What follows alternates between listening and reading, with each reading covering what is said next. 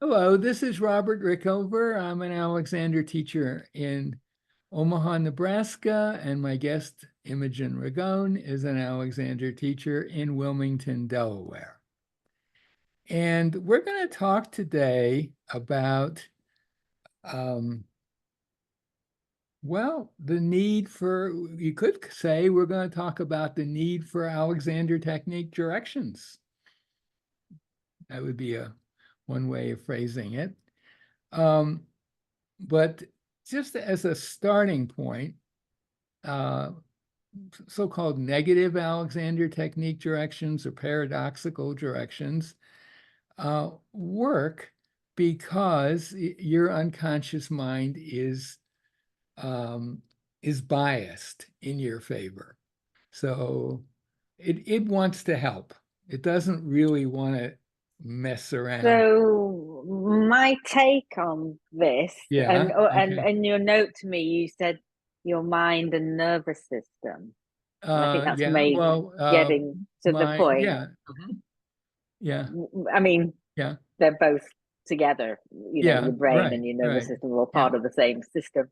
In Right. fact, everything is. But Right. that our nervous system is always trying to do what is best for us. Yeah. But it responds to the signals it is getting from either internally or externally. And one thing that directions can do is help give signals that will, so for instance, when we're in a more fight or flight tense, that's not because our nervous system is doing exactly what it should be in response to the signals it is getting. But we Hmm. can learn to give different signals because we maybe don't need to be in fight or flight most of the time. um, does Right. that Well, make sense? yeah, that in that example it does, but let's think of a more mundane example. Mm-hmm. Let's say that you twist your ankle Okay. and you're going to be walking around for a little while, favoring that foot. Mm-hmm. And over a few days or maybe a week or two, the sprain that you've created, I'm assuming you haven't broken any bones or anything, Mm-hmm. the sprain will largely take care of itself. But any habits of walking, say, that you carry on past the healing and won't necessarily all go away. Some of it may last for Right, because decades. maybe you're still, there's loads of reasons, but again, I think it's the same system that's in operation. Right. You're subconsciously anxious that you're going to hurt or it is going to hurt still, and so you keep walking in this way that favors the other leg, and there's not, so therefore bringing some conscious thought and direction to tell your mind, body, brain system that it's safe to put your foot down normally, Mhm. etc. Um, Okay, it I'll can buy be that. this. Although I Mhm. would, in the case of someone who's twisted their ankle, and years later they're still carrying around a little dysfunctional pattern in walking, Well, I'd I think say there's a that little, but it's still from that system that's never known that it was healed, and that's why it's um, okay, okay, or, and or that could be does part of it anyway for some people. a solution is to use an Alexander direction Yeah, that absolutely. is basically you saying what you're thinking, what you would like to happen. Mhm. For example, a simple one, I'm free, would be a very simple but effective Alexander direction. You're just requesting that. You're definitely not getting into the weeds of how that's going to happen because that's not the job of your conscious mind. But you have to do that in order to make the change. Or Yeah, you have to do that to make the change. And the question, well, I've wondered, why does that have to happen? Why doesn't it just take care of itself? So many other things take care of themselves. You cut your finger and, you know, maybe you put a Mhm. Band-Aid on it or something for a day or so, but you're not sitting around working on the healing of that cut. It's just all happening on its own. Mhm. Why would developing a habit that's not helpful, get not developing, but undeveloping, getting rid of a habit that's not useful, why should you have to intervene to do that? Why wouldn't it just take care of itself? That was the question I was puzzled by. Mhm. Mhm. And And what did you come up with? I came up with, Oh, fine. and it does seem that that's the case, right? I mean, that there you have to ask for a change, request the change. And how you ask and how you request whatever is very important. You don't want to be barking orders at yourself or anything like that. Very light Mhm. directions are the way to go. And as I say, I used to think it was odd that you'd have to do it, but then I started thinking, and I realized that pretty much everything that's going on in your life is going to require something like that. That is, um, you, let's say you're lost in a city that you're unfamiliar with. You're not Mhm. going to get unlost by, or it's not likely you're going to get unlost by just going this way and that way. It'd be a lot easier to find somebody who lives there and ask them where it is, right? You're asking, Mhm. you're Mhm. requesting some information. Mhm. And if you want help with a project, you, you have someone in mind that might be able to help you. If you don't ask them, that help's probably never going to come. If you want someone to forgive you for some terrible thing you did to them, right? You're more likely to get that forgiveness if you ask for it, right? That goes all across the board, even like minor things like I'm in a Chinese bakery and I want an almond cookie. I've got to ask for it. It's Mhm. not going to just arrive in a little envelope. I've got to ask. You're not going to just manifest it with your mind. Well, Well, I guess that would probably, be asking for maybe, it, but we're not. maybe Let's not go there. if I were more evolved, I could do that, but I'm not there yet.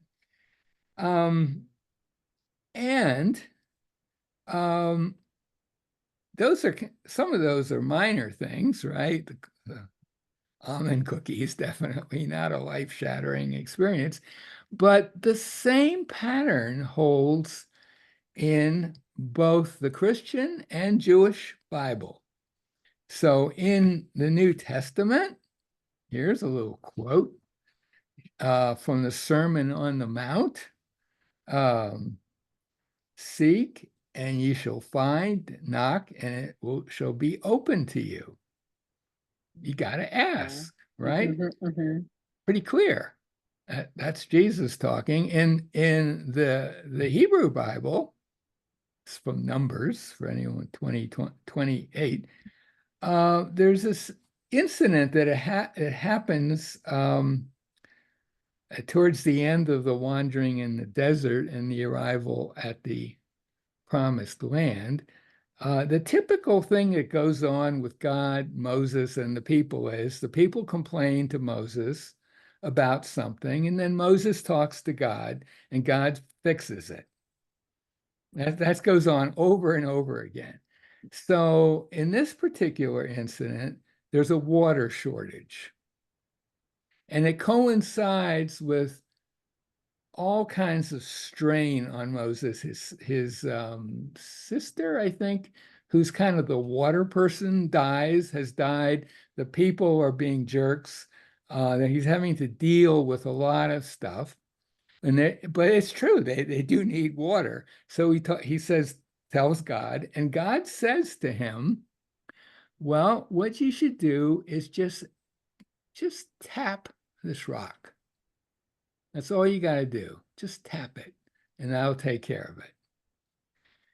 But Moses is in a bad mood, so he whacks the rock. And the water still comes out, but God's angry, and he's so angry that Moses doesn't get to go into the promised land. He's not allowed, and he's very upset by that. So Moses was not asking. He wasn't just asking, he was asking and pushing at the same time. Yeah, Right. he was trying to force the issue. Yeah.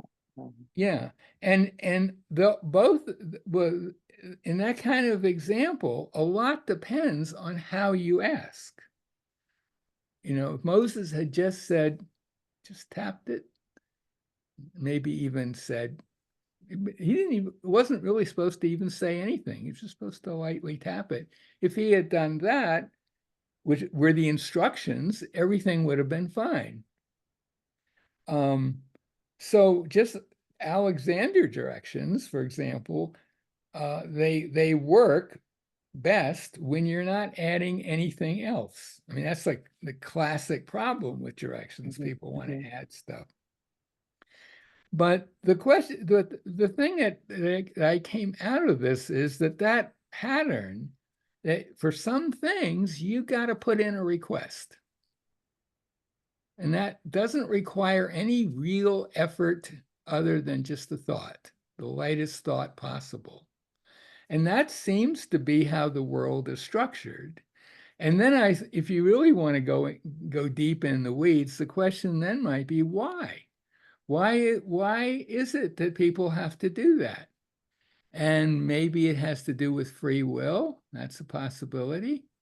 Or developing an ability to figure out stuff on your own, not be dependent on the external universe. I don't know. You have any thoughts on that? I don't know. This is a lot to take in suddenly. Why? And is that always the case? I don't know. It's not the case for everything. I mean, taking the example of cutting your finger, it heals on its own. You don't have to do anything. You don't have to ask for it to get healed. That gets taken care of. But things that and maybe this at lower levels of activity that are so out of your range of thinking, there's no point in asking for stuff, although people sometimes get beneficial effects from having positive thoughts about surgery, for example, or wounds healing or something. But generally, you kind of assume that for minor stuff anyway, it takes care of itself. And maybe the mechanisms that take care of it are so far below our consciousness that it doesn't make sense. It seems to me the examples that you brought up at the beginning, like the sprained ankle, they're to do with the healing not fully happening on its own. Is to do with because it's part of movement and coordination. It's not just the ankle just sits there and heals like the cut finger. Right. Its healing involves, and therefore everything. as you have to be mobile even while the ankle is hurt, right, then you have to make accommodations, and so that's when the trouble can start once you're healed, right? If the accommodations stay, which aren't good long-term solutions, they were only a useful temporary solution. Right. But why wouldn't that take care of itself? I mean, why is it set up so that you Well, have my to in intervene? that example, Hmm. it's because my understanding or take would be that our nervous system does not understand that it is healed and safe to walk on it normally.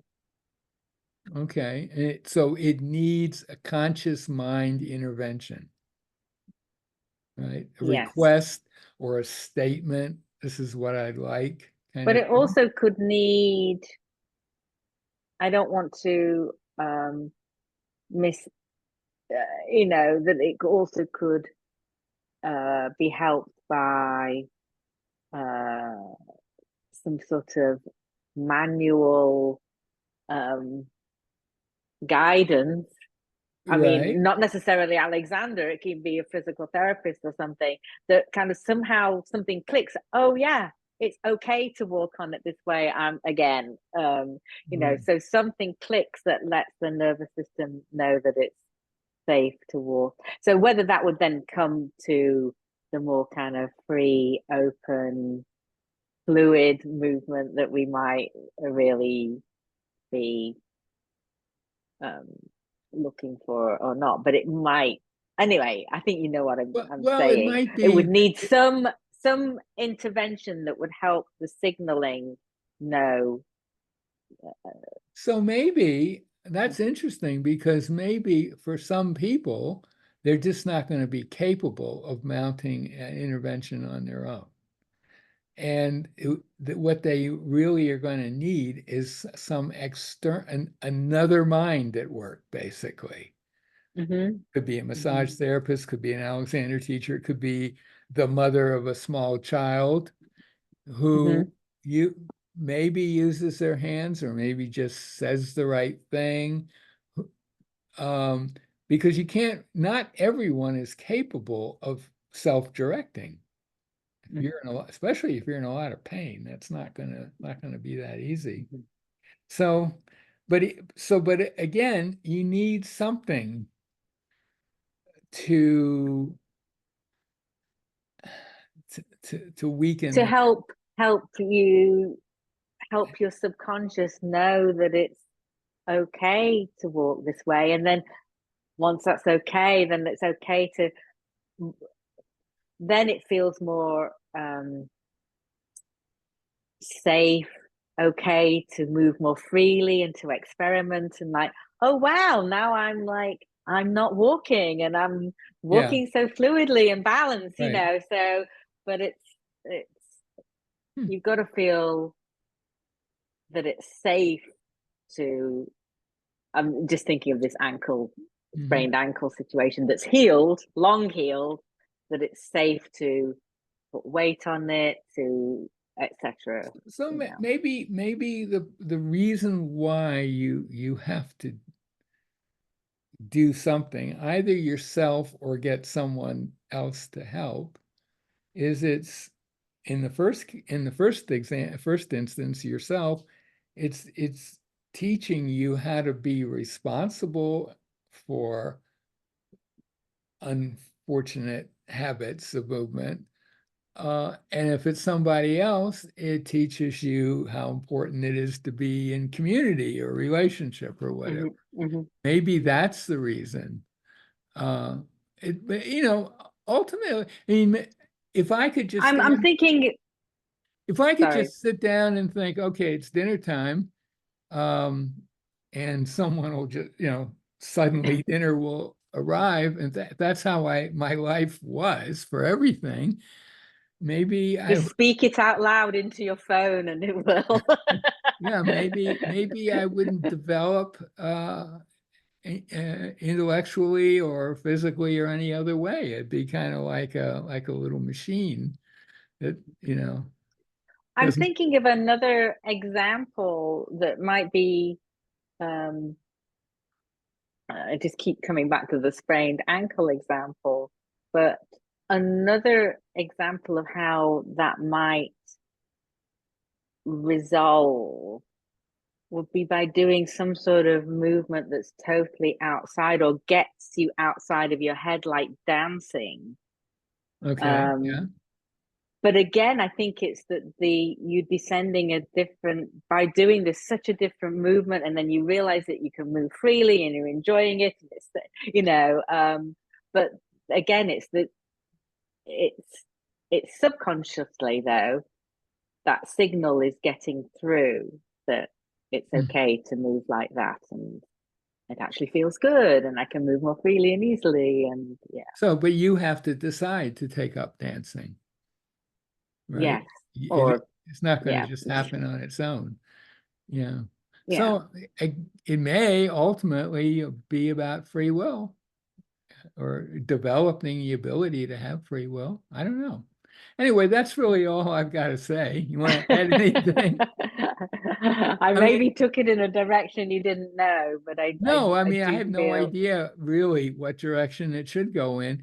But as I say, I was for a long time I just think once curious. the signals get clearer and more accurate, I mean, our nervous system is always doing what's best for us based on the information it gets. So if the information it's getting is more accurate to what is possible, it's going to move more easily and freely, and etc. But it etc. has to get, because a lot of times the kind of habits that might occur with, say, a sprained ankle years, decades later, is you have no idea that there is this habit in the first place, and you Right, certainly are unlikely to have any sense of where it came from. right, right. So But giving yourself a direction, or getting some hands-on guidance that then it's still though working with the signals. It's all on the subconscious. So you might not know. It might not. It doesn't matter that right. it's about a sprained ankle that you did when you were 5 and you can't Oh, even remember. no, Um, it um, definitely doesn't matter. but something in your But body you have to still knows empower it. that. I mean, you Mhm, have to do the nudge. mhm. It's there waiting. Yeah. It wants to help, but it Mhm. isn't likely It to has do to it. know that it can. Yeah. It Yeah. has to hear from you or from your conscious brain, I guess. Anyway, that's Mhm. all I've got on that. So, Yes. thank you for this. My guest has been Imogen Ragone, an Alexander Technique teacher in Wilmington, Delaware. Thank you. Thank you, Robert.